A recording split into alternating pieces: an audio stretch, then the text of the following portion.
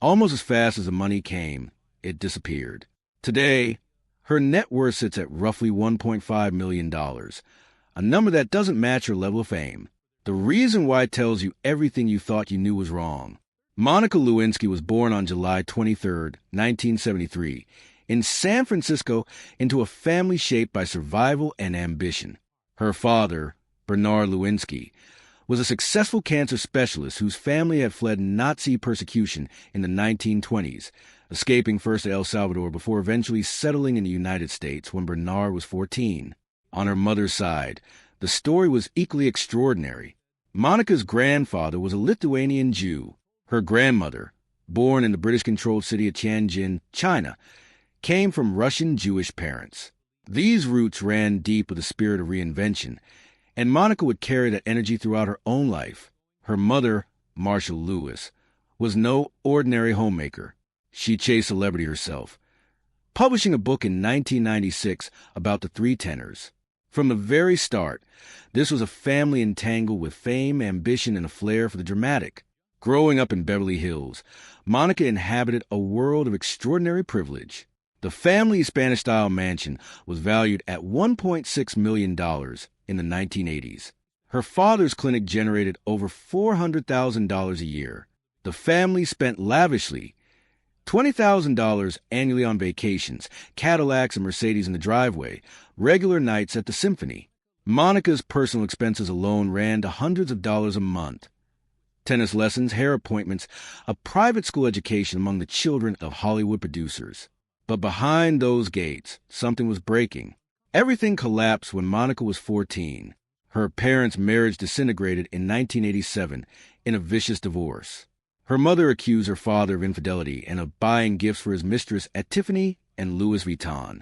The household was turbulent, shouting emotional cruelty, therapy bills mounting to nearly $2,000 a month. Monica later admitted, caught on tape, "I was brought up with lies. I have lied my entire life." It wasn't simply a broken home. It was emotional chaos, and it planted a complicated seed. Monica learned early how power, pain, and dishonesty can become twisted together. At school, Monica found refuge in theater. She transferred to Bel Air Prep, an expensive institution known for taking in troubled students from wealthy families. It cost $12,000 a year and had only 7 seniors. Monica dove into choir, art, and drama, eventually graduating as valedictorian. Her yearbook quoted both Ezra Pound and Dr. Seuss. Her classmates suspected she'd be famous one day. They were right, though none of them could have predicted how. At 19, she began a 5-year affair with her former high school drama teacher, a married 40-year-old man named Andy Blyler. She followed him to Portland, Oregon, when she enrolled at Lewis and Clark College. Blyler moved his whole family there, too. Monica babysat for his children while continuing the relationship and remained friends with his wife. The pattern was already forming. She sought validation and intimacy from older, unavailable men in positions of authority. At Lewis and Clark, she studied psychology, fascinated by people, emotions, and the dynamics of control. She graduated in 1995 with a Dean's List distinction, juggling 3 jobs during her final year. Her heart seemed to be in the right place. She just didn't yet know how to help herself.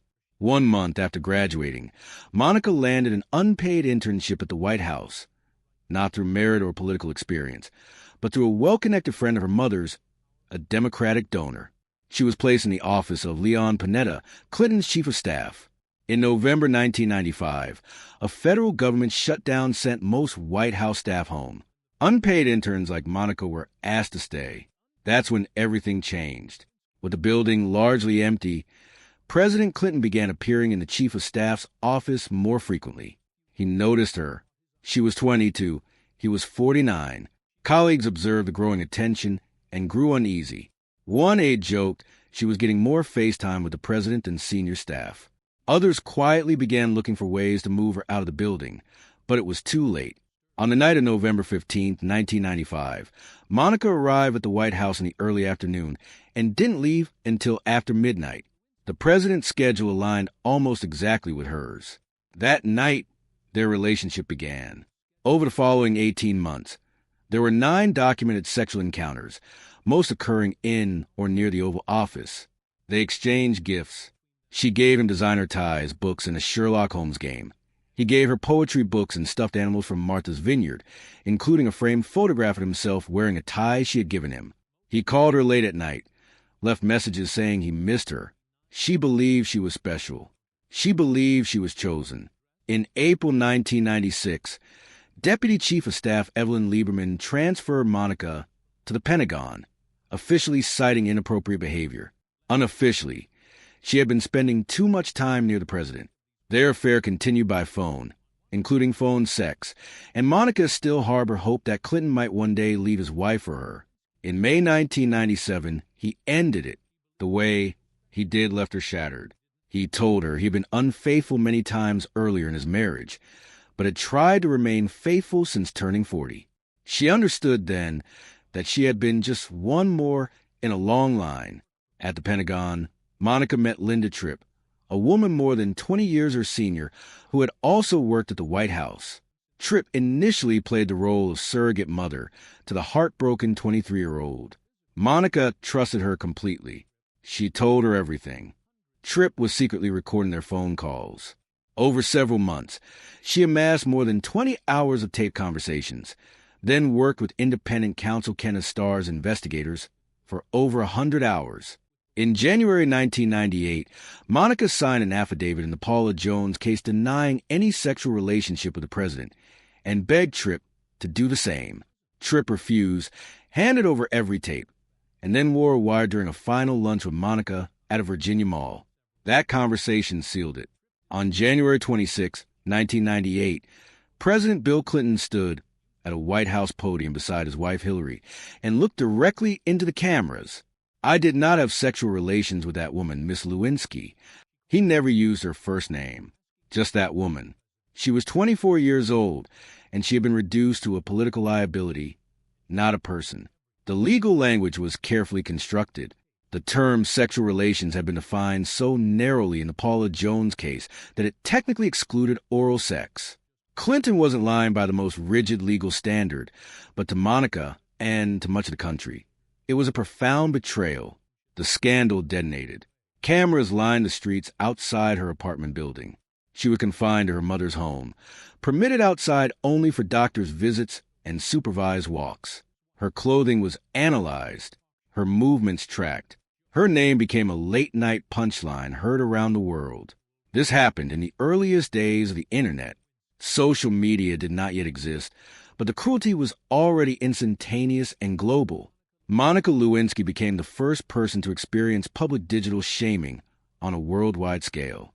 And while that was happening, the White House was running a systematic campaign to destroy her credibility, painting her as obsessed, unstable, delusional.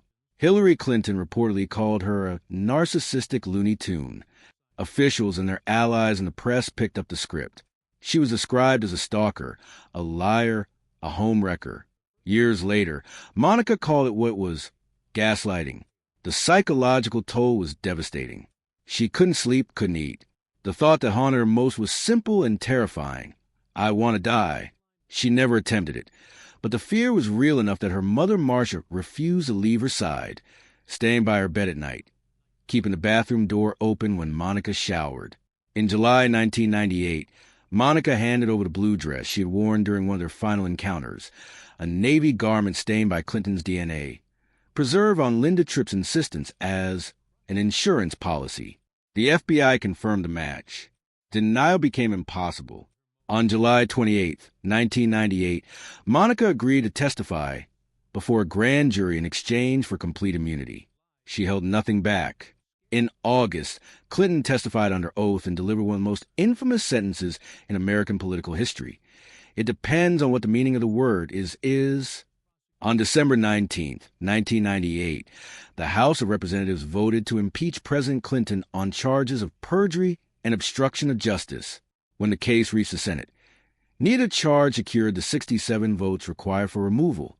Clinton remained president, but his name would forever carry the mark of impeachment. On March 3, 1999, Monica sat down with Barbara Walters for an interview that became the most-watched news program in television history. 70 million people tuned in, nearly half of all American televisions that night. Monica earned approximately $1 million from international rights to the interview alone.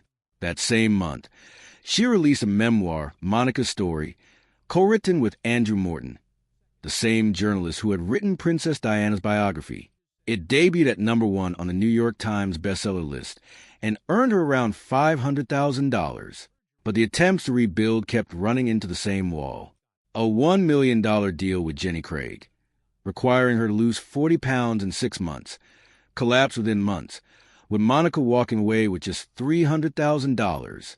Her handbag line, The Real Monica Incorporated, placed in prestigious stores in New York, California, and London, and earned genuine attention from fashion writers. But the shadow of scandal proved difficult to escape. A Fox reality show she hosted in 2003, Mr. Personality, premiered to strong ratings and died within 5 episodes. For years, Monica quietly turned down more than $10 million in offers that didn't feel right. None of them aligned with who she was trying to become. In June 2014, she broke a long silence with a 6,000-word essay in Vanity Fair titled Shame and Survival. The catalyst was unexpected. The suicide of Tyler Clementi, an 18-year-old whose public humiliation had been broadcast online. Monica's mother wept when she read about it, remembering the nights in 1998 when she'd been afraid her own daughter might not make it. The world received Monica's essay differently this time. She wasn't a joke anymore. She was a survivor with something real to say. In March 2015, she delivered a TED Talk titled The Price of Shame. It went viral almost immediately, accumulating over 20 million views. She called herself patient zero of public humiliation in the internet age. The response was not uniformly kind. Online trolls attacked her Facebook page, with one commentator blaming her for both September 11th and Al Gore's electoral loss. But something had shifted. People were starting to understand what public shaming actually costs. By 2021, Monica had built a serious career in Hollywood. Her production company, Alt Ending, signed a first-look deal with 20th Television. She served as producer on Impeachment, American Crime Story, a series retelling the very events that had nearly destroyed her. This time, she had creative control. In February 2025, she launched a podcast called Reclaiming, where she speaks openly about her past and hosts guests navigating their own experiences of public humiliation and reinvention. On a recent episode of The Late Show with Stephen Colbert, she said her dream guest was Taylor Swift, someone who understands what it means to be dragged to the mud on a global stage. Monica Lewinsky summarized her journey in a single sentence. I eventually realized that I couldn't run away from what happened to me. I had to integrate it. That's what makes her story more than a comeback. It's a full rewrite, not what happened, but what she chose to do with it.